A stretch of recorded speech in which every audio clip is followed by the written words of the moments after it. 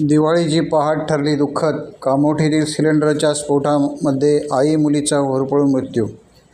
पनवेलमधील Kamothe sector 36मधील आंबे श्रद्धा सहकारी निर्माण सोसायटीमध्ये आज पहाटे शॉर्ट सर्किटमुळे सिलेंडरचा स्फोट झाला. आग भीषण होती. या आगीमध्ये एकाच कुटुंबातील आई आणि मुलीने आपला जीव वाचवण्याचा प्रयत्न केला, पण आगीने त्यांना भक्ष्यस्थानी रोखले. इमारतीमधील 3ऱ्या मजल्यावरील एका फ्लॅटमध्ये लागलेल्या आगीत 42 वर्षीय रेखा सिसोदिया आणि 20 वर्षीय पायल सिसोदिया या आई व मुलीचा होरपळून जागीच मृत्यू झाला.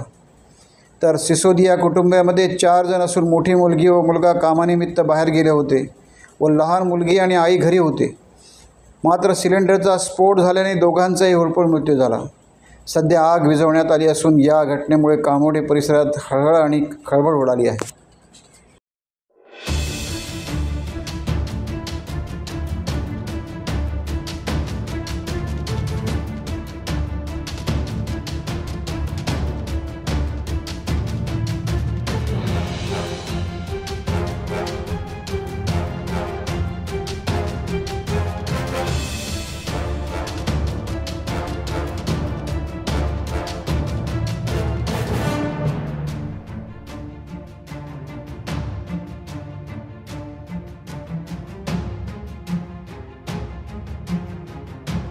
टाइम्स डिजिटलला लाईक करा, शेअर करा, सबस्क्राईब करा आणि बेल आयकॉन दाबायला विसरू नका.